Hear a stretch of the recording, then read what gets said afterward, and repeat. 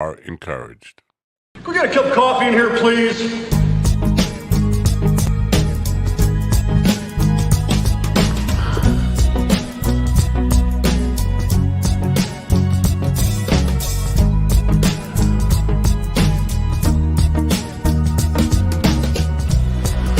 Oh, yeah. Blah, blah, blah, blah, ha, ha, ha, ha, ha. He says, damn coffee and hot. Yes, I know. That's what I just said. Damn good coffee and hot. And it just disappears like that. The screen just is up and then it's gone.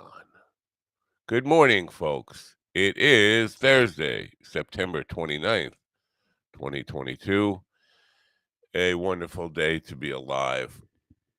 And the earth is still not flat. Now, I have some bad news for you. This morning, young David Ulfelder just wrote to me on Facebook and said, I knew what it said just from the very first few words. I'm really sorry to do this, man. And you can just guess what the rest of it said, or infer what the rest of it said. So, David Ulfelder will not be here. As a result, Zach does not have a guest to talk to, which could make it a short show. That's entirely up to him. He's here now. Say hello to the fabulous, beautiful, sexy, handsome. Hello. Zach Wiseman. Hello, everybody. Hello. All right. Now let me just say something. Something. I love it. It's that coffee rich voice that I need in the morning to wake me up. I'm really sorry about this, man. I'm really sorry to have to do this, man. Oh, David not showing up. It's okay. I've been podcasting so much. Yeah. I've been podcasting long enough that's just part of it. I'm actually surprised when people do show up for something now. So I expect most people just it's hard. Like, people have so much to do, and then you just wake up not feeling good or just don't feel like doing it. Well, I get it. His explanation was midterms, but I happen to know he did a show in San Francisco and was late last night. He didn't get on stage until midnight San Francisco time. So midterms. But when I was 21, I would lie like that too. I would say, I have something. My aunt died. But you got to make up better stuff than that, though. I mean, midterms is kind of dumb. I got to cram for midterms. Cramming on comedy stages. Yeah, it's interesting. He ain't cramming at 7 a.m. Where is he? Is he in Colorado right now, or? He's in Sacramento. This show was in San Francisco last night. So. Oh, okay. So it's like 6. That makes sense, I guess. It's early. Yeah, it's 6 now. Yeah, but he's up. He's up enough to write me. Well, either that he wrote me right when he got home drunk last night at 2:00 in the morning. Well, if he's watching, he can answer my questions via text. So he ain't watching. Oh, he's one of those cats. He's a 21-year-old kid, and he's got a hangover. Are you kidding me? I wouldn't be wild. I had so many questions prepared. I did so much research. I'm sorry about that. After yesterday's conversation, I got caught off guard by being called a couple names I've never heard of before. So I was like, I'm going to do all of my research before doing another show. Wow. No, see, I told you, first of all, he did run a lot of Abbott and Costello and word salad bullshit at you. Oh, yeah. The overall conclusion is that, and you got like 40 more hate comments on my YouTube channel last night. Nice. Basically insulting you and degrading you and all that. But can they say it to my face? No. They can say it to your navel. Yeah, that's true. I am very tall. They're very short. He is a con man and a grifter. Now the question, and I have no doubt about that, and I can explain what I mean by that. Mm-hmm. But the question is, did he start out? Is he really a true believer, or is he lying just for the money and just like he knows that the earth isn't flat and is continuing to pull that grift? because he needs the cult following, and he needs that. Mhm. Listen, that money, that's serious money. He's charging $3 for the app and then $12 a month. If he's got 5,000, that's some serious change coming in. And he said there's way more than 5,000 people use that app. That's incredible. Right. And and all this is so that other people can not take your money. It's interesting because like the whole thing is like governments are doing this so they can keep taking your money. But then Right. why are you taking people's money? Well, yeah, I would have said, do you pay taxes? Are you not a slave to the same old world and doing the same things? Yeah. But here's the thing.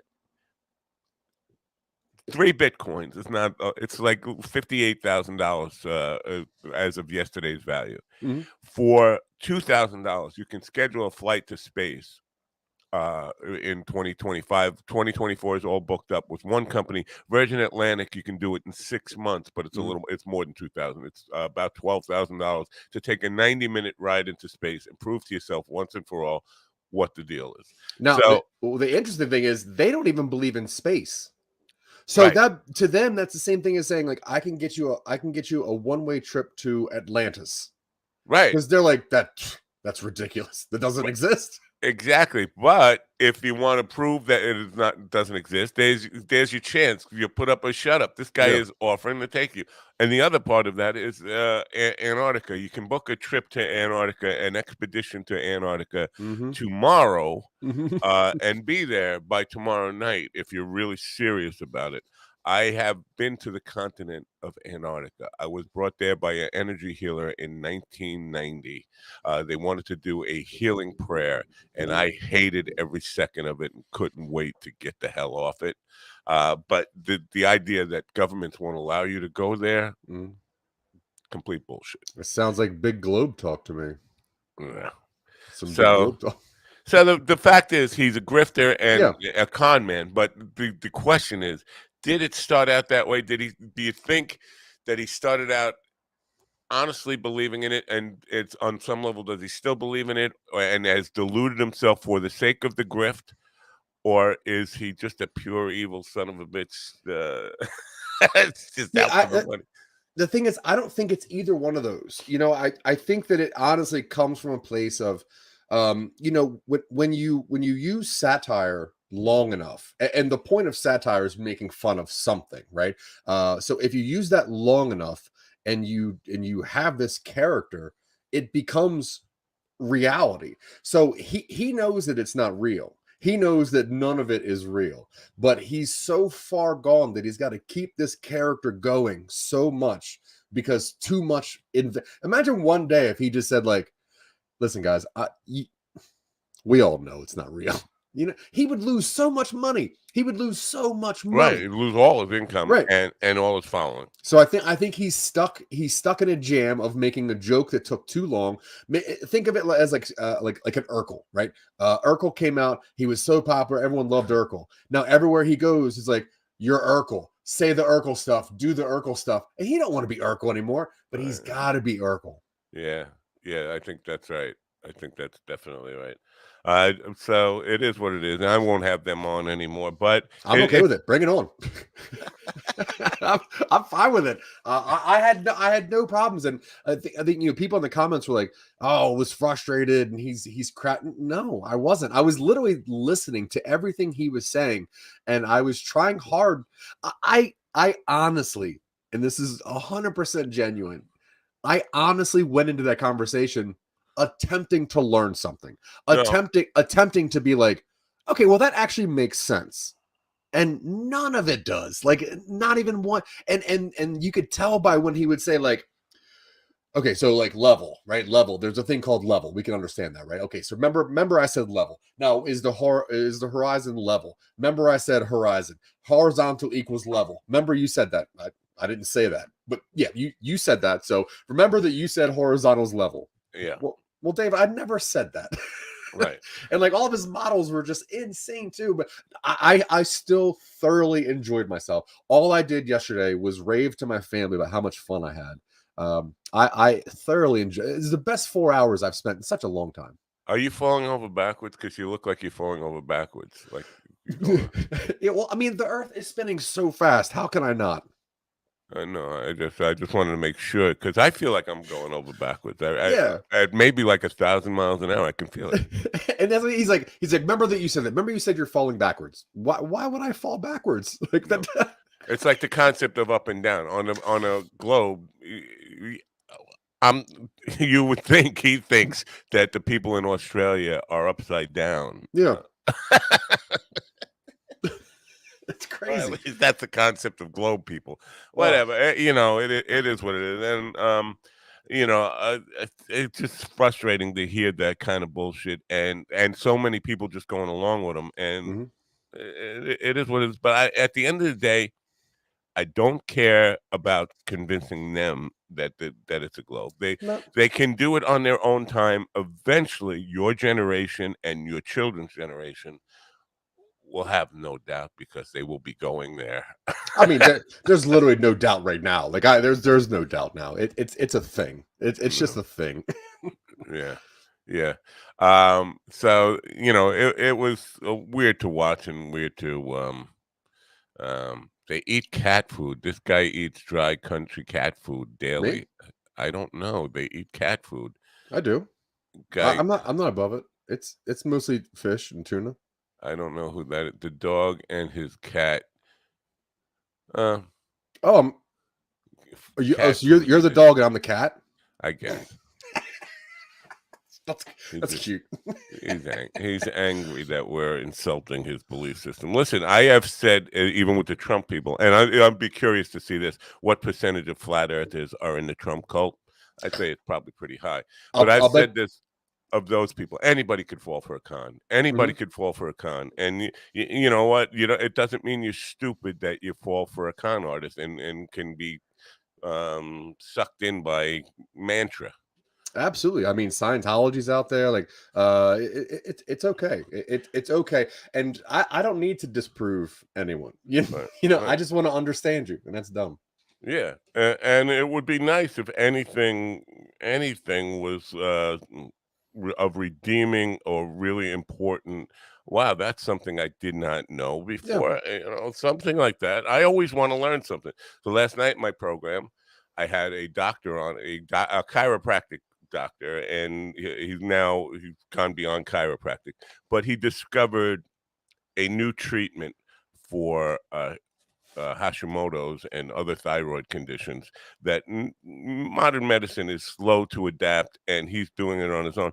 But it was a fascinating conversation for me because I actually learned something that was important to humanity, I thought, and something that had some redemption in it. But just Hmm. to hear a guy spill, and it was all self-serving about you know the app and buying the app. That's what it comes down to.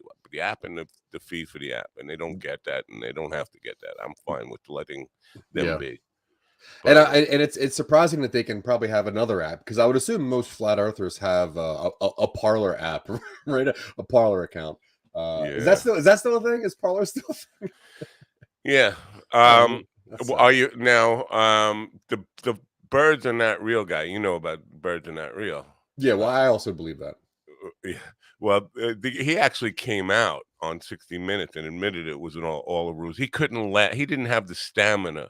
Because he had the same thing. He had the same grift going on. He had an app and he was selling merchandise and making good money. At Hmm. some point, he just couldn't take it. I can't take this anymore. I gotta confess. Yeah, It's I mean all it's going to happen to David soon. I mean, you could tell that he's getting burnt out. Like he came into that conversation looking for a fight, like looking to be like angry, and I wasn't trying to do well, that. it's because he knew me, and when I did give him Oh, you did? well, I sort of try, but I'm not as genuine as you are, and I'm not as patient as you are. So I tried to come at it with the same non-combative attitude when I interviewed him, and then right away, like there were some things that I had to just call bullshit on, like, and then it got further and further down the line. Just ended up both of us calling each other idiots, and that's not healthy.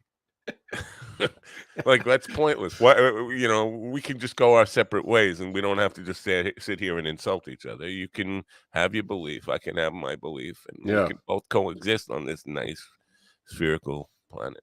Yeah, that is one thing I learned a long time ago about bullies or anyone really trying to push their message on you, is that if you just use patience and calmness and ask a lot of questions, usually you'll be the one who comes out fine at the end of it. Or they'll run away at some point. Like, your questions are just getting to me. I can't, and so I need an excuse to get out of here because Yep. I can't answer these questions. Yeah, you just start telling me that I don't understand something and you just got to get out of here. Yeah. Well, you Uh, don't I understand. understand some stuff. I can't help you, but your whole purpose is to help me, according Right. to you. That's what you. I can't help you. Yeah, sorry. You're You're not a too very good. dumb. You're too dumb to understand this. You're not a very good teacher. That is what that sounds like. All I'm right, work. man. You got to get out of here. Are No, no, you? no, I'm gonna hang for a few more minutes, Oh, right on. just a couple more minutes, because I'm scared of going in today. Now, I'm scared of going in because I'm overwhelmed by young people whose skills. I'm a technical consultant on this film deal, and I'm working with some young people whose technical knowledge blows me away, and imposter syndrome is like all is deep in my psyche now, and so I'm feeling a little intimidated. No question about it. I mean, I'm being honest here and vulnerable. Uh, I'm working with a kid who's probably 3 years out of school, college, Hmm. and his knowledge blows me away. And like, why am I getting? He should be. So I'm stalling today because I don't want to feel that. It's not a comfortable place to be. Um, I think, listen, I have experience and knowledge about the business world and things that he can't possibly have, and I'm sure that's why they hired me. Hmm. But when it comes down to the technical stuff, which again I'm a technical consultant on a film, this kid he's running circles around me, and I'm almost hesitant to even talk. I gotta look at him first before I say anything. Oh no! Don't. You shouldn't be. You shouldn't be fearful of that. Like the knowledge is one thing, right? Anyone can read a book and have knowledge. Anyone can read the newest book and have the newest knowledge. But the ability to work with people using those technical skills is something that you cannot find. So Yeah, I get it. it's experience in working in teams, which is probably something that you bring to the table, which any new person cannot fathom. Any new person can understand the technical abilities of it, and they know how to do it themselves. They probably don't know how to teach it to somebody else. They don't know how to explain it properly, and they don't know how to work with others well. Uh, So knowing you, probably the thing that you can do is make things more relatable, make things make sense, and you could probably learn some new stuff. But Yeah, and I'm definitely learning, and yeah. that's. But you know what? I've been out of the film and video, um, really for all intents and purposes, since 2011. I haven't really been on a film shoot or a video shoot since then. So that's a long time to be out of an industry that grows very quickly, and all the techniques and a lot of it changed really fast, and so they're talking, and they're composing social media stuff to raise money and for to create a buzz about it, and that whole stuff has changed. I don't get reels. Do you get real? You probably do, being a younger person, Nope. seeing. No. A younger person. Well, I I'm mean, like, I'm like you're not 45. that's younger than me. Oh no, I don't know what a reel is.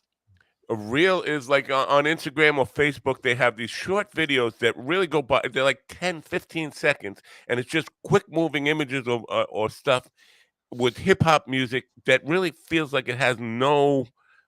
It's like watching television and you didn't really watch anything. Like, it was just images all day long, and people are hooked on these Mm, things, playing reels, and that's the current. YouTube has stories, shorts. TikTok has just their general TikTok videos, and Instagram has stories, and Facebook has stories and mm, reels. And then basically, there's just that really short content that really isn't content. It's yeah. just sounds and images, and that is what people are, and we got 50,000 hits on it. But what did people actually get out of watching that? Yeah. I don't get. Yeah, they looked at something you did for 10 seconds. I mean, that's what YouTube's turning into. It's like a tick tube now. It's people Right. just want disposable content, and it's messing stuff up. Yeah, and to me, it's like, where do I? Because I'm long form guy, and I'm more about deep conversations, and there doesn't seem to be a whole lot of patience or tolerance for that, and that doesn't seem to be the way the world is going. They want 10 seconds of nothing. My friend Mikey, he's my age, or almost Mhm. my age, he said he watched those he got hooked into watching reels on his phone for about an hour and a half, just one Mhm. after another, 15-second clips, instead of, consuming some. Go to PBS and watch a documentary. No, I don't expect that from every young person, but even sitcoms have more content, more redeeming value. Yeah. Real. No, I completely agree. And I'm the same way. I'm a long form content person. Like we write 20 some episodes of our show before we do anything. So like I'm into lengthy formats, the idea of a joke paying off. Disposable content, it's tough to combat, because even like my daughter's 24, and I just see her on her couch, like, and just scroll, like video, scroll, video, scroll, video, scroll. And I'm like, what? You're not even looking. Like, what are you even looking at? It's like there's nothing there. Right. So it is crazy. It's like an empty can of food. Like, you open up the can and there's nothing in there. Yeah. Okay. Yeah. Yeah. Let's go tomorrow night. Is it tomorrow? Yeah, tomorrow night. Your PowerPoint showdown for World Podcasting Day. International International. Podcasting Day. Yeah. Yeah, we're headlining. We're the big deals of that show. So yeah, Jeff Revelia, he does the trivia podcast. Stuff you should know. It's a great podcast. He's got great guests on there. And yeah, 2022's International Podcasting Day. You can come see us. You can actually watch it. I think it's just a long, it's like 6 hours of content. But we'll be going on at 8 p.m. Eastern, 6 p.m. Colorado time. Well, 6 hours is just 2 hours longer than you did yesterday, so it's not really. That's fine. And Carl, that's a short day. When Carl and Jamie, when they do the Last Rites thing, they can go on. Now, and that clip that I showed you basically was them after 9 hours of podcasting, drunk, because Yeah, they start drinking, and in hour one, and by 9 hours they're both hammered, and Brock, who comes on with them, is often hammered. So that's what you get after 9 hours of being hammered on air. I wouldn't want that, no, because the Jeff Richards show. You know Jeff Richards? This is the guy I was no, looking for. You gotta get. First of all, I think it would be great on PowerPoint Showdown, and he does a podcast using AI, face swap technology, and he does impressions, well. So he'll be Dr. Phil, he'll be Barack Obama, and look and sound like him. I mean, like you're interviewing Barack Obama. that's cool. Yeah, how he's doing it, I have no idea. Because it seems like he's doing it live. I could understand if he was doing it post production, Yeah, doing the interview, and then doing all the. But I think he's doing it live, which is really confusing to me. But he said he would be on this show. I didn't nail him down on a date though, but I'm yeah, just I'm gonna get back to him today. But he's a guy I think you would I be. would love that. Yeah. And I would be curious, just from the technological standpoint, how he's doing that. I mean, he's funny and all that stuff, but I really, every time I look at it, like, how the hell is he doing this? Yeah. Is he a genius? I mean, Snapchat has got some crazy filters. They can make you look like almost anything now. So, Yeah. but to be able to pull off a good impression live consistently is something that I've never been in. Like, I've been working on a couple impressions. I can do a couple impressions, but to maintain the impression, especially going in and out of it, like I'm assuming that he asked questions as himself and then answers as No, he's interviewing celebrity comedians and people like that, and he has them on as guests on his show. and But he's somebody. he is not Jeff Richards. He's Dr. Phil, or he's I can't even think of all the people he's done, but he's done a lot of different characters, a lot of different celebrities, and each one I'm like, wow, how did? Wait, this is backward. Why is Dr. Phil interviewing Henry Phillips? I Yeah, don't. It's just weird, but very cool stuff, I'm into innovative that. stuff. I would Yeah. love that. So anything besides, because the sex robot stuff, I'm familiar with, but anything besides that fictional podcast that I don't know about that you're involved in? Oh, let's see. So we do a show, Talking Upstream. That's where Dylan, my writing partner, and we find our favorite directors, movie writers, TV creators. We interview them, and then we each pitch an original idea to them, and then whichever one they choose, we spend about a half an hour and then create that into something. So that's kind of a cool show. That's Talking Upstream. We do a lot of fictional stuff. Like we have a dumb show out there. One of our first shows was called a podcast, the podcast show. And what we did was we wanted to find like the worst podcast out there and then review them for people. But we also didn't want to be mean to anybody. So we made all of these podcasts. So each episode is 7 different podcasts that we made, produced, recorded about a minute of, and then Dylan and myself reviewed our own terrible podcasts. So there's that. We do one called Create Your Own Podventure, and that is a sci-fi based. The first one, the season 1's already out. We actually are recording season 2 currently, and season 1 is about you build this technology that like kind of is like goggles, and these goggles highlight the things that you need in the world. Like it's biometric, and it's like you need this thing, right? Except you don't know how to take in that thing. So, the episode 1, you have these goggles on, you're just testing it out, and you get bit by a snake. And the goggles highlight this plant. And it's like, you need this now. But it's like, well, do you rub it into the wound? Do you eat it? What do you do with it? So you choose the next episode based on what you think you should do. So there's no like, you can't just listen to it straight. And we wrote, I think there's like 9 different endings. So depending on how you go through it, like a choose your own adventure book, you can take crazy paths. You can end up in prison. One of them, you end up like eating a human. Because what we wanted to do, we wrote this story where this technology was telling a human something, and the technology was telling it needs love, and the human was looking at it from a scientific point of view. So I like the idea of like a machine telling you emotions, and a human which has emotions is thinking of it as like a real thing. So the idea that we wanted to do was this robot tells this guy like, hey, you need companionship, you need to fall in love, you need a partner or something, and he's like, I got to eat this human being because he just does not understand what this technology is telling him to do. So we didn't really want to write that story straight. That's why we wrote all the different endings. Then we end up writing a map and having all these stories linked to each other, which is pretty cool. Season 2, we wrote a story about a guy who, during the pandemic, his like wife left him, and his kid just moved out, and he's just bored. So he goes to Alaska and gets on a crab fishing boat as a greenhorn because he loves the deadliest catch. Turns out like the boat that he gets on, the sea captain has made a deal with these crazy fish people to sacrifice humans once a year. So now you're a greenhorn on this boat that is being attacked by these fish people. And you have to decide like what to do. Like, are you going to fight them? Are you going to hide? Are you going to surrender yourself? And then, there's just crazy stories that go on past that. So, Are there blackfish people?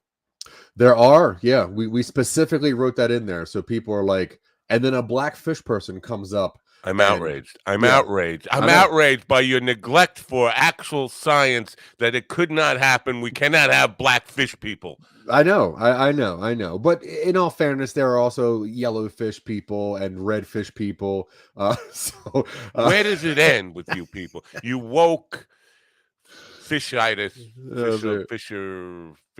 fishophiles. Yeah, I'm a fishophile. Yeah, I can say that.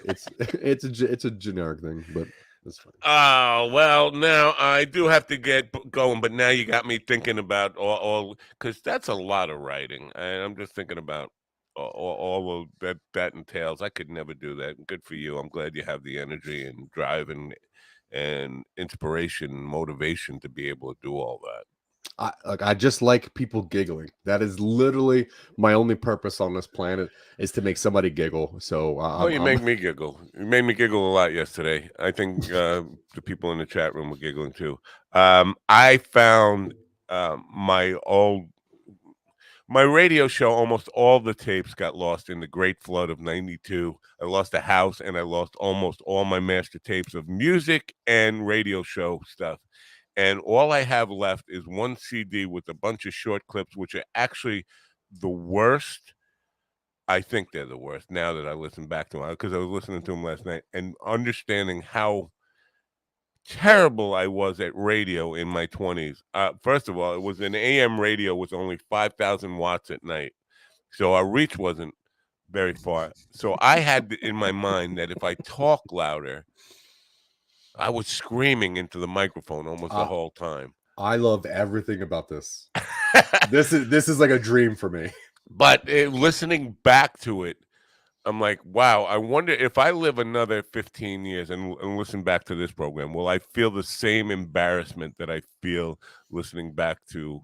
Because I'm doing a psychic reading for one guy. I'm doing all sorts of, other ones. I'm messing with the UFO guy like completely, and he doesn't know it. But I'm screaming, and I got a band behind me, not an acoustic band, a harmonica player and two guitar players behind me, and they're like causing all kinds of havoc. I have a room full of guys who are just drunk and laughing at everything I say, and I'm just like a kid. And I could see how people compared me to Howard Stern when I hear when I hear back the tapes now. I was like, wow, I do sound a little bit like Stern, just like going for the lowest common denominator and just trying, anything to be funny, vulgar, stupid, whatever. But it's so embarrassing to listen back, and I wonder if I grew at all. I mean, obviously, I'm much better now than I was then, but I don't, even now I feel like I'm not as a professional as I want to be, but I just wonder if I listen back 10, 15 years, if I'm still alive, will I feel the same embarrassment about what I'm doing now as I feel like when I listen to these tapes? It's terrible. Honestly, I think that is probably one of the best things that we can do as human beings, is to look back at ourselves and be like, man, I was an idiot. I'm so glad I learned, and I'm so glad that I'm better today. Would you So share that? Would you share it publicly? yeah. As a matter of fact, I was gonna ask you for a copy of it because I wanted to pick it up. I wanted to actually create, like, the way you describe this show is something that I would make as a fictional show, and I love that. And I would like to pick this up, like, as though it left in 92, and then I am starting it now, and make it sound exactly the same. So if you have any of that, I would love to listen to it. And yeah, I was gonna load some of it into action. I was trying to do that this morning. It's a difficult thing because it's on this cheap old refurbished MacBook Pro that I have, and it's not connecting to my network for some reason, so I couldn't transfer it over and all that stuff. But people describe the show as like pirate radio. Oh yeah. It was on AM radio, where the AM radio, it used to be AM and FM.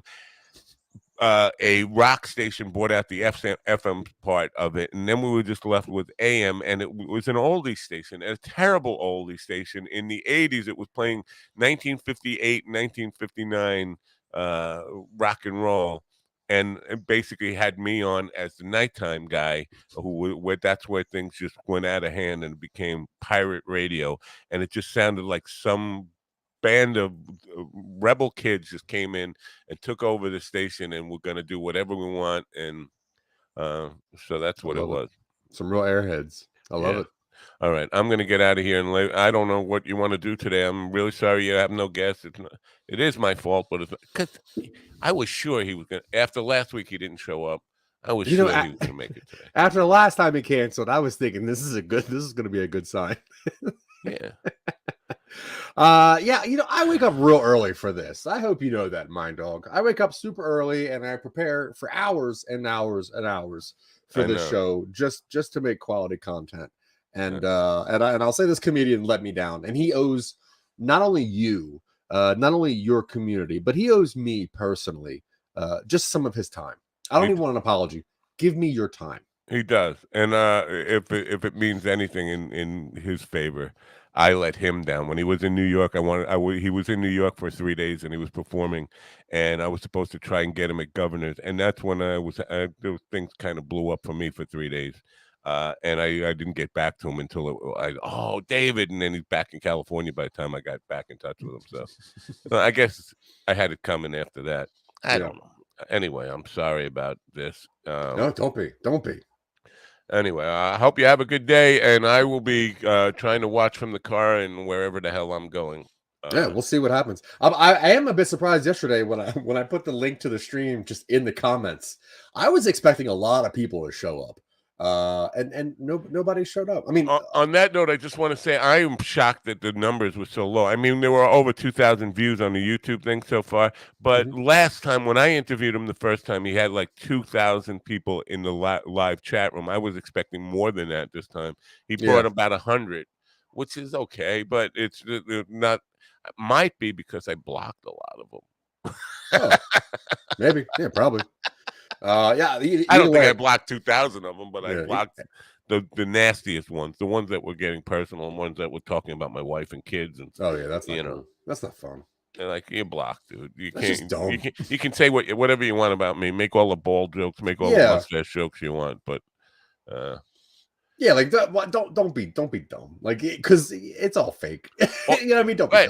dumb. Imagine like really going for the jugular, for somebody over something as trivial as what you believe the planet is like. I mean, Yeah. Yeah. I want you dead, you Right. motherfucker. I want to kill your wife and kids. What?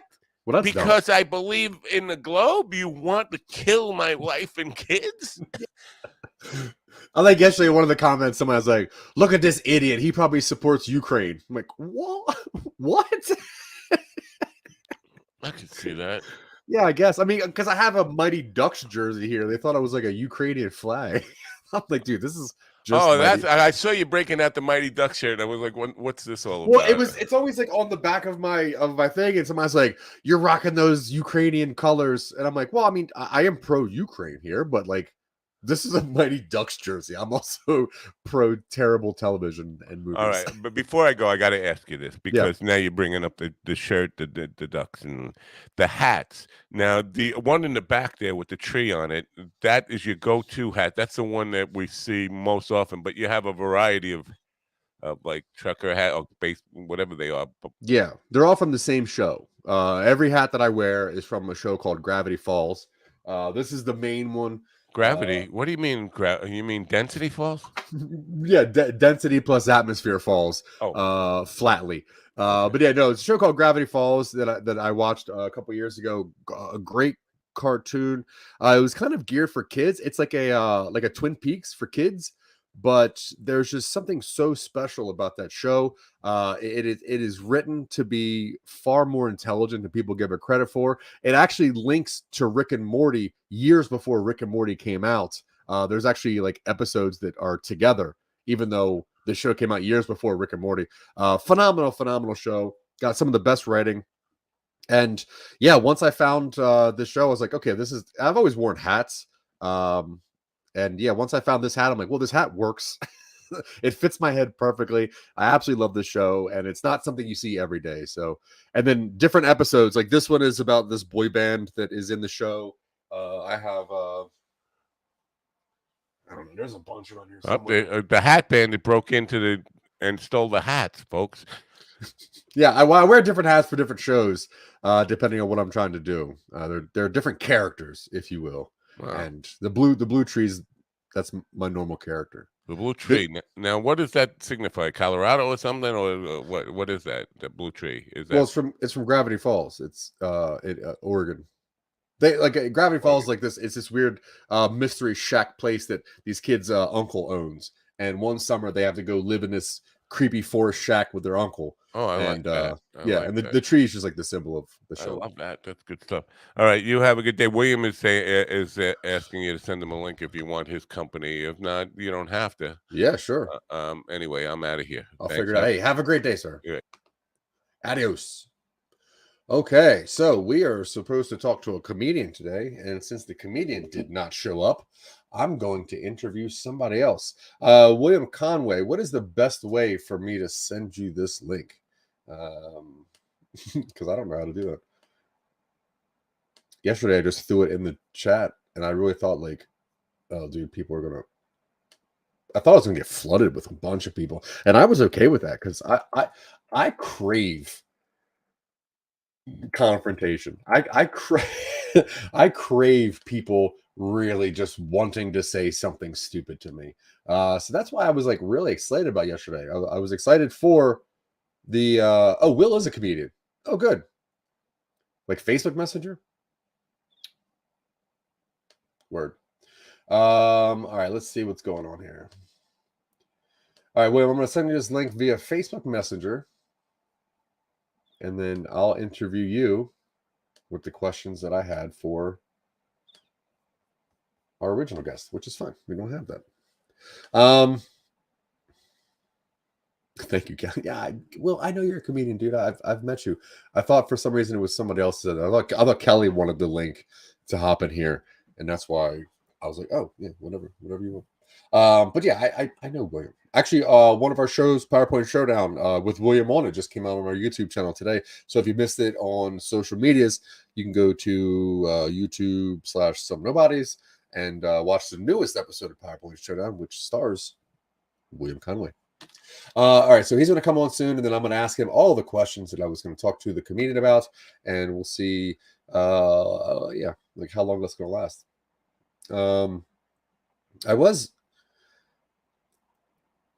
I guess I was surprised that there was some like physical insults about like my appearance. But honestly, I wanted more.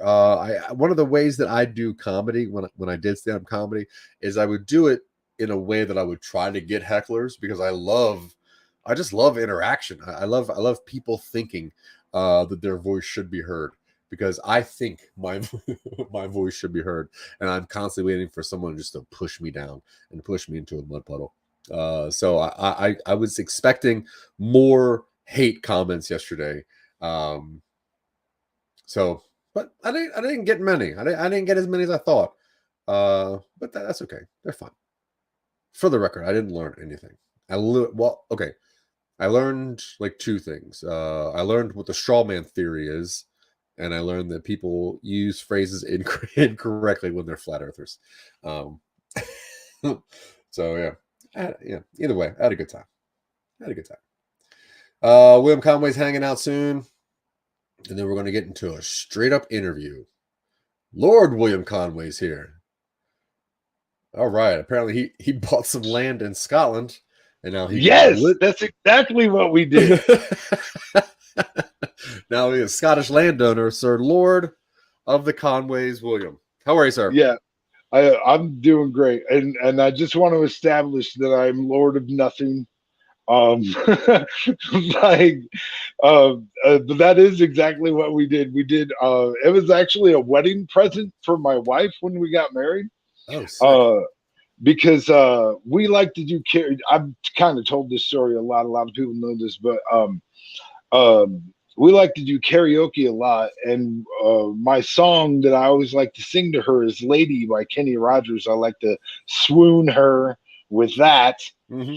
And so since I always make a thing about her being my lady, I was like, what if I made her an actual lady? And so like I had this certificate and everything. But we also got married on Halloween, and we both wore like traditional Celtic I got married in the kilt. And she looked wonderful. I actually I'm doing this 10-day like challenge of posting like nice pictures or whatever. I almost did our wedding picture today, but I did a different one. But we got hand passes and everything. It was super cool. You went to Scotland to get married? No. We got married here, but we got married in the tradition, like in the traditional Celtic way. Um, um, we like we had our hands fastened by someone who worked for the city Mhm. because like in the Celtic tradition, it's supposed to be like a prominent member of the community that does the hand fastening, you know. And it just happened to work out that my sister was working for the city at the time, Mhm. so yeah, it was really nice. And we did it. We had our wedding at the Sandstone Bluffs, which is about 20 or so minutes away from Grants, New Mexico, where I live. And it's a oh yeah, that's from today. Yeah, Yeah, it is today's picture. How yeah, adorable that's is to this? yeah. It's the picture's a little old. Like the picture's like 18 months, but that's Yeah. the one I posted this Yeah, morning. great, Yeah, great picture. That's cute. yeah. So you are a lord of the pipe, as Kelly says, which seems pretty accurate, right? I mean, in many different ways, actually. Hey, Oh, oh, that's some plumbing humor. All right, yeah. so here's some questions that I had for our original guest, and being that you are a stand-up comedian, you two are identical, so I'll ask you these questions. Now, is a lot of your stand-up is it monologue based? Is it storytelling, or is it just like quick kind of punchy jokes? Most of it is storytelling. I actually chide myself for not having more quicker ones, especially because like if you do mics and stuff like that, 3 to 5 minutes goes so fast. Yeah, Especially like if you're a seasoned comedian, like like that's not even just getting started. yeah. You know what I mean? Like honestly, if I'm doing a headlining set, my opening bit is like 12 minutes long. You know what I mean? Like Yeah. easily. So Like what do you do to like do you workshop those stories? Like, do you try to what is your like strategy in getting this story to be as punchy and as tight and comedic as possible? okay, so I'm a little bit different. But like my comedy journey has not been like most. You know what I mean? Like my first time doing stand up, I was pressured by a bunch of my friends, like had been telling me forever that I should go try. Like there had been some open mics in our area, but not a lot. And so I finally succumbed to that pressure, but I didn't have jokes. I didn't have anything like that. But the night that I went to, it was an open mic competition, and the winner of the competition got got put on the rotation as an opener at the club for 6 months.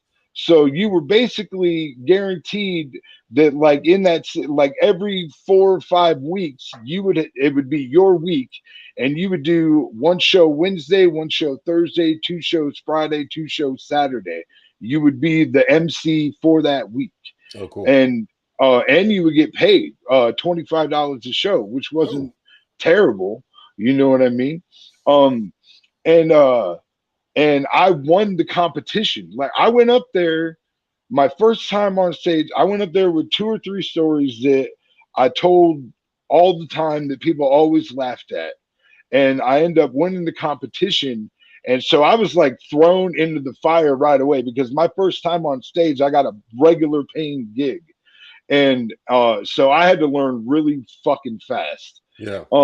And so in the beginning, uh, I told the stories on stage and I recorded everything. One of the first comics that I worked with, because it was a real benefit being an MC to an actual club, because I was seeing national touring acts regularly. Like I opened for Bobcat Goldthwait, I opened for Chris Porter back in the day before he was on um uh uh Last Comic Standing. I've opened for Kevin Pollak before, and I went out, and whenever I could, I went out and gleaned from these guys. Like I'd go out to dinner with them or whatever, because a lot of times I give these guys rides from the condo to the club or whatever, and I just learned whatever I could from these guys. And that's why I started doing one nut jokes in the first place. Chris Porter was actually the reason I started joking about my testicle. Like I didn't want to tell people that kind of stuff, but when in conversation it came up, and Chris is like, "You don't use that?" And I was like, "No." And he's like, "That's gold." And I was like, "What are you talking about?" But he was completely right, And so your one ball's gold. So yeah, it's not. It's very clunky. Yeah, and no, and no jokes about it seem to just go over like no tomorrow, like for some reason. And I mean the dumbest stuff. Like I say something about how I can't go swimming anymore because I just go in circles, and like to me that's Your nuts are your rudder. yeah, exactly right. Yeah. Like that's just stupid, but for some reason it gets a really cheap laugh. And That's funny. so yeah. But so I work a lot of it from the stage, and I record everything and I listen back to it, to what the crowd responds to, what they don't respond to, and in recent years, Nathan Holtz was probably the biggest voice that always said to me, trim the fat, trim the, like Yeah. he loves my story. He always said, your stories are great. Just trim the fat, get rid of the stuff that's not necessary, that doesn't build the funny. It doesn't build the story and it doesn't make you laugh. Get rid of it. You know what I mean? Yeah. Yeah, that was one of the things that was hard for me to do. I was a storytelling comedian as well. And, I would go into these like elaborate stories knowing that I was coming back around, to the punchline. But it was always about trimming the fat as well for me. Like I remember one time I was talking to some comedian and I remember telling him that I punched a llama once. And he was like, you got to go on stage right now and tell that story. And I'm like, I don't want to go on stage. And he's like, this seems like it could be gold. So get up there and tell the story of you punching a llama in the face. Right. But yeah, and I had to trim that story down a lot because there's a lot of setup. That llama was really just a piece of shit. Right.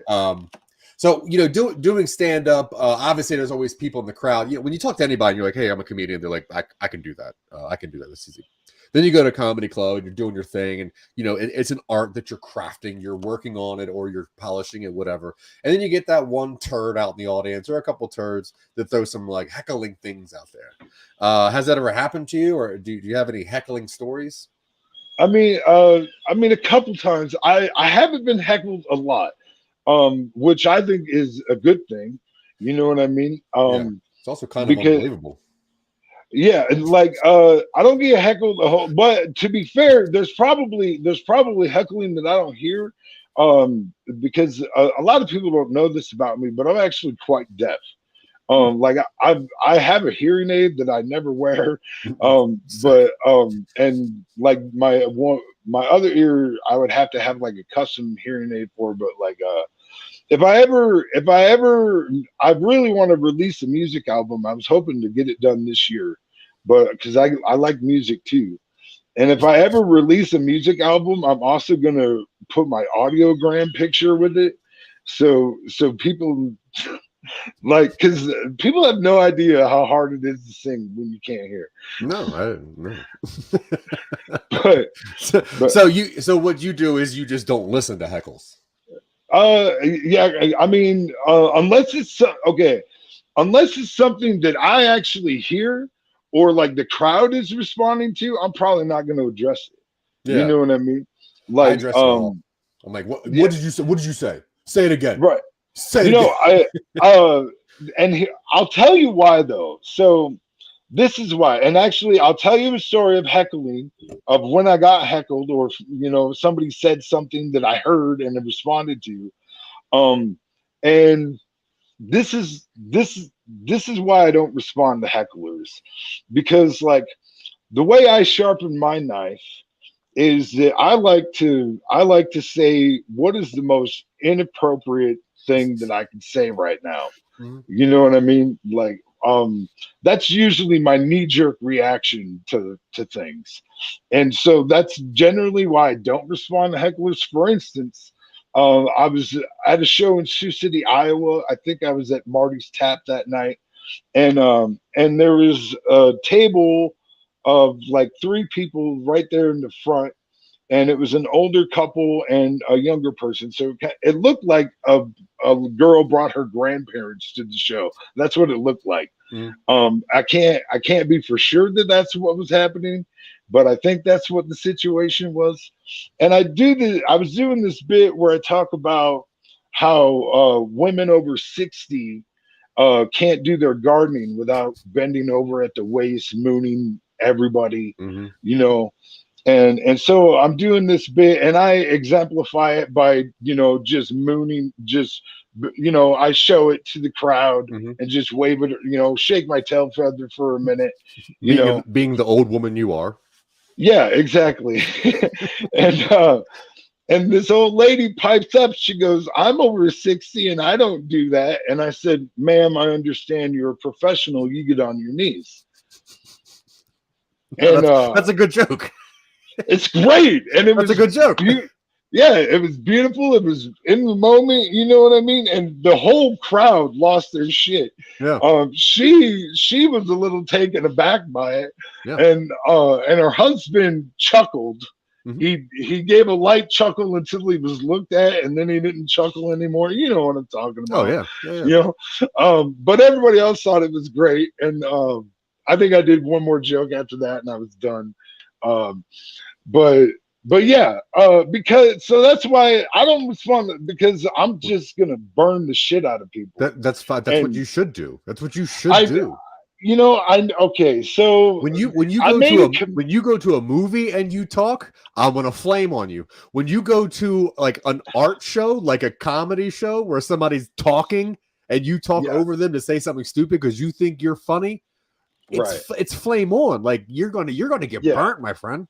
I mean, I've been okay. I've been wanting to do it more, but I'm so afraid of getting Go at myself it. in trouble. Nah, go at it.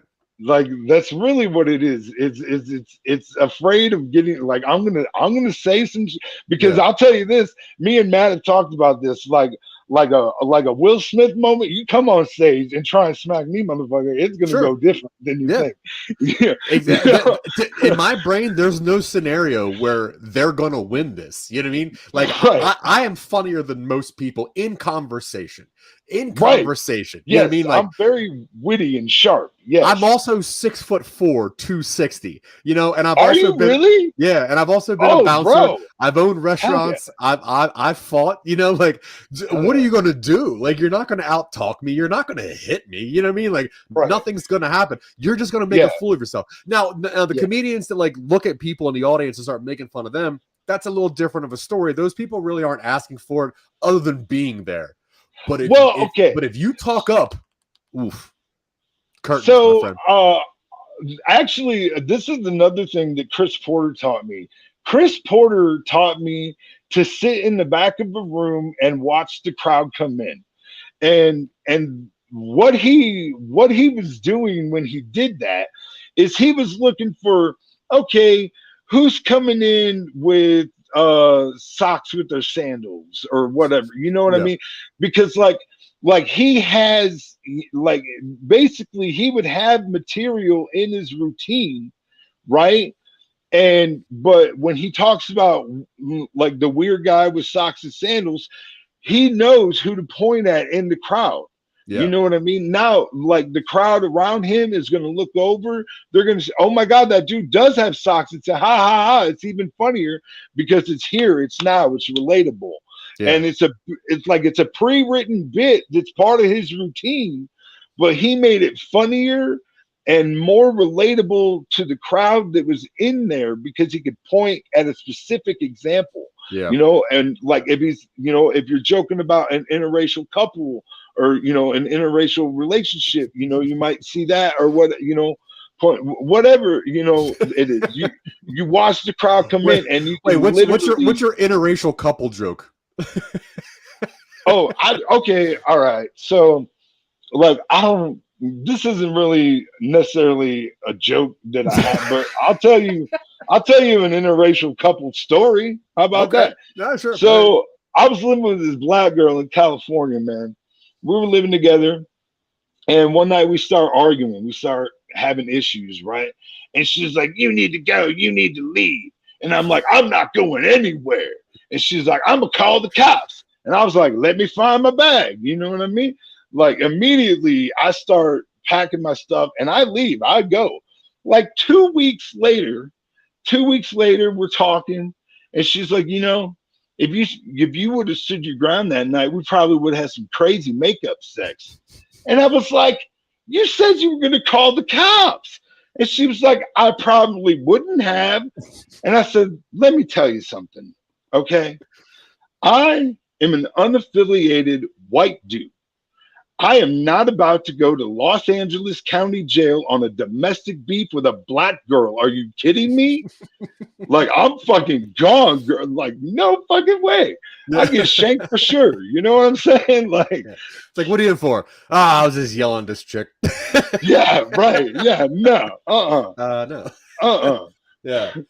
No, I'm a fan of hecklers. I like them all, and that's why I like doing shows, like this kind of stuff, because people say some stuff sometimes, and most like hosts will just let it just kind of glaze over. But yeah, I'm someone like I'm probably going to call it out real fast. Right.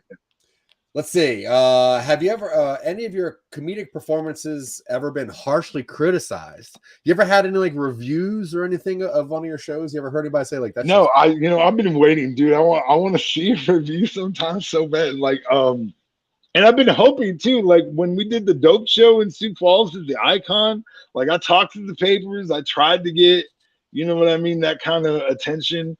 It just hasn't happened. I mean, I've been criticized, that's for sure. I mean, I've been out in the public before. Yeah, exactly. Yeah.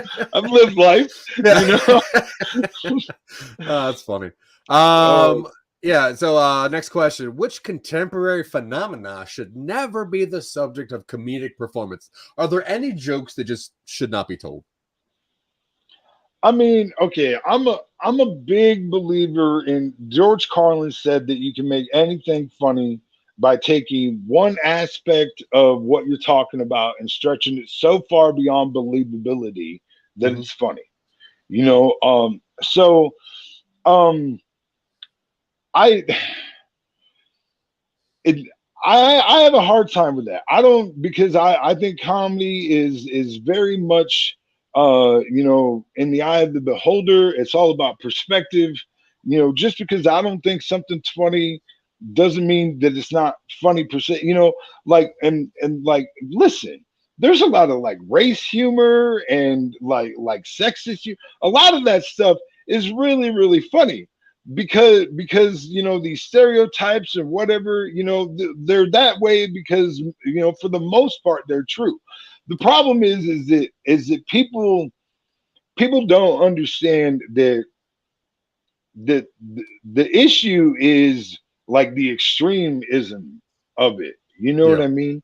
Like, so I don't know, because like I just don't think it's fair to say no, you can't say that.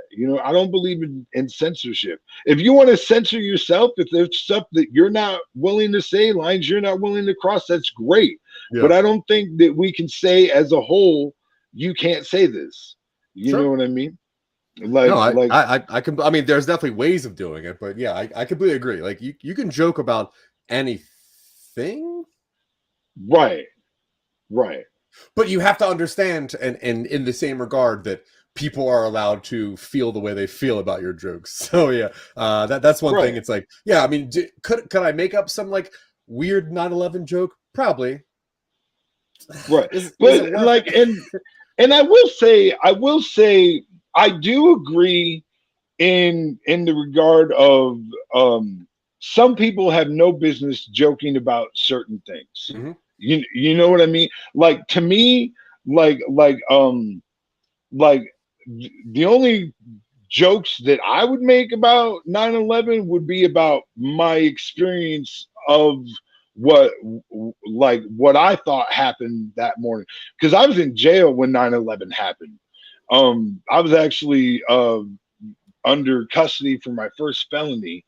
And when 9/11 first happened, this dude came by my bunk, and the way he explained what was happening to me, he just said that planes were crashing, falling out of the sky. And because I've read the Bible and I knew about apocalyptic things, I said, did they have any pilots? Because I was like, if like the pilots disappeared, maybe the rapture happened, and I'm still here. That's a bad sign. Like, like, like that's not. But then I got up and I saw the news and I was like, yeah, this definitely isn't the Lord coming back. That's not what this is. No, this doesn't seem godly. No, this is not the second coming. Like, I'm gonna set you up real fast for no real reason. You'll know later. But what are your views on peer pressure?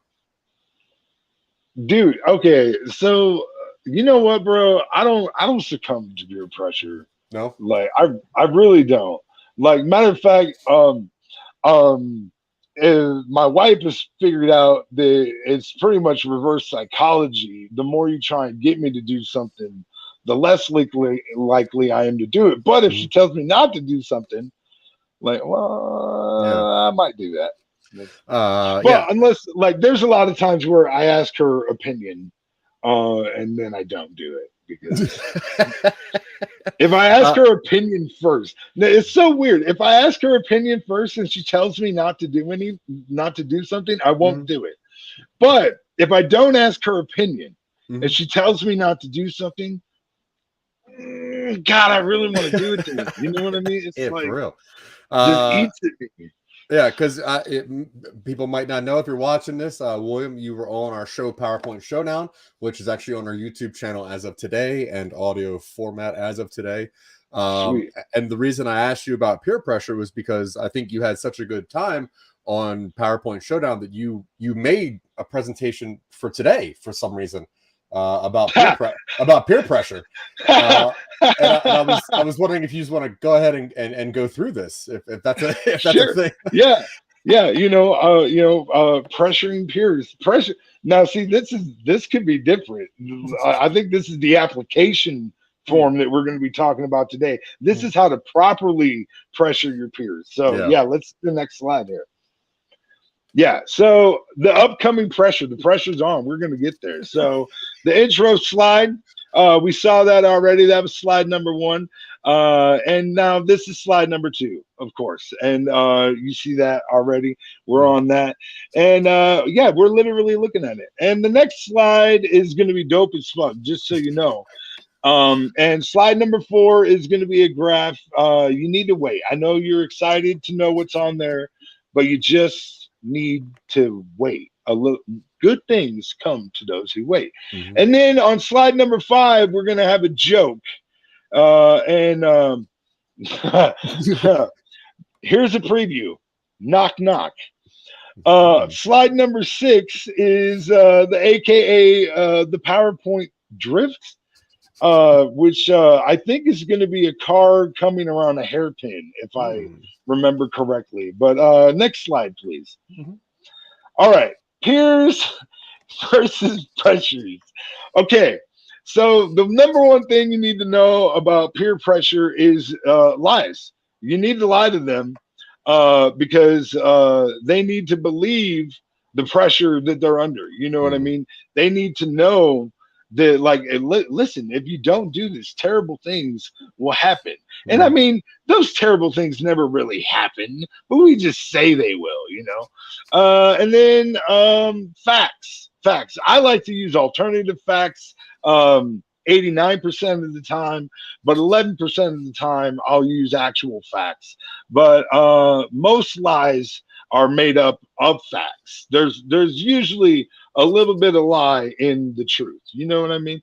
Yeah. So, and then peers, let's be honest. It's just another word for dummies, idiots, morons, scallywags. You know, that's really Yeah, 31% peers. And then pressure. The pressure is 21%. Now, this is why most people fail in their peer pressuring, is because they're only bringing 21% pressure. This is not enough pressure to really, and only you know what people actually only you know what people actually want. And that's right. That's right.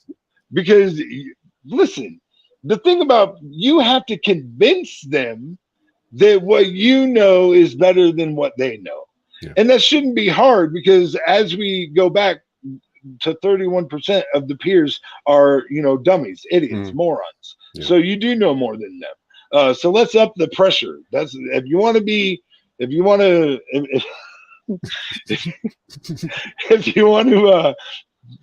be successful in pressuring your peers, you got to up the pressure. Can we get the next slide, please? Oh, the graph. Yes, the graph, the dope graph that I spoke on. Now, I don't know if this is about weed. God, I hope it is. Strain. Oh, it is. Maybe. Oh, strain. What does that say? Strain hardening? Yeah, I don't know what that is. Read. You made God, this. I should have stayed in school. Yeah. What? Looks like strain hardening versus necking. On the left will be a graph that goes upwards of stress, and the bottom is strain. So this is a graph of stress versus strain. It sounds like my masturbation is what it is. It is. Really. Yeah, it's like I get so stressful, I have to strain myself. Yeah. To and it's like I'm trying to get to the ultimate strength, but sometimes I'm too pressured that I just fracture it. I understand that. Yeah, no, I go a little too hard, and then there's irritation. Oh my God, what are we looking at here? What is this? What cartoon is this? Couldn't tell you. But it's an old Joker. He's probably an old political Joker fellow. Oh, well, because remember how it started? Because it started with knock knock. Yeah. Yeah. I remember that. So how does it end? Knock knock. Oh, who's there? A homeless man. A homeless man who? That you don't give a shit about, of course. Oh, okay. Solid political humor. And so is this the last, in conclusion, I think? Sure, this is the last slide, yeah. Okay. Even I can peer pressure people, even though it's wrong and I don't like to. Yeah. You shouldn't do it, except if it's drugs. If it's drugs, you should always peer pressure your friends. I always like to attempt to peer pressure someone into smoking Camels, because Camels are the best cigarette out there. I would walk a mile for a Camel. Matter of fact, because of where I live, I actually have to walk 2 miles. I walk 2 miles for my Camels, but they cost $10. So I usually don't have $10. So I smoke the cheap ones right now. But I do encourage smoking of the Camel cigarettes. Fuck Marlboro. Fuck Marlboro. Okay. All right. And I attempt to peer pressure the audience into liking and subscribing. Please, if you haven't already, like and subscribe to Mind Dog TV. You should also like and subscribe to Some Nobodies. You should also like and subscribe to William Conway on YouTube. You should definitely get on all of those and subscribe and like, and just adore us. Throw flower petals out as we walk in public. If Kelly could get like one of those big leaf fans and just follow us around with one of those, I would gladly eat grapes from anyone that wants to feed me grapes. You can do that. I am Lord William Conway. I don't know if you know that. Yeah. But what food would you not want to be fed? Like grapes are like what? Cock? somebody just force feeding you some cock. Of actual foods. Like grapes, people can hang over you and you can like bite one off and that's like sensual or whatever. What is a food that you would not want to be fed? Like especially from above soup. You know what I mean? Just ladled into your mouth. Yeah, like I feel like I'd get burned somewhere along, like in my neck area, which is super sensitive to that. Yeah, that's fair. Yeah, if you're feeding me soup, I don't know if I'm doing good things. Kelly will follow you with the air blower if you definitely wear a cape. I have to wear a cape. You got to wear or a kilt, I guess. Super. Super sandwich. All right, man. I think we're gonna get out of here. Thank you very much for hanging out. Yeah, of course, man. I was expecting to chat with a comedian, and I chatted with a funny friend, and that's better than talking to a comedian. Hey, man, I appreciate you. Yeah, go check out William Conway on his YouTube channel if you want to see him do more presentations. His episode of PowerPoint presentation just came out. And you got anything else you want to say before we play this outro music and talk shit over it? Oh, dude. No. Oh, you know what? I'm gonna be performing at the hall either tonight or tomorrow, but I'm not sure which one yet. Okay. So that would be good. All right, well, follow William Conway to find out exactly where he's performing because he's excited. Yeah, I'll post it on my page. Yeah, right on. All right, guys, I appreciate all of your attention. William Conway, thanks you very much. For Matt Napo, have coffee, whether it's hot or cold, but really drink some water, guys. I have no idea. And don't forget to turn your radio on. Yeah, that one too. Hey, let's turn this radio on.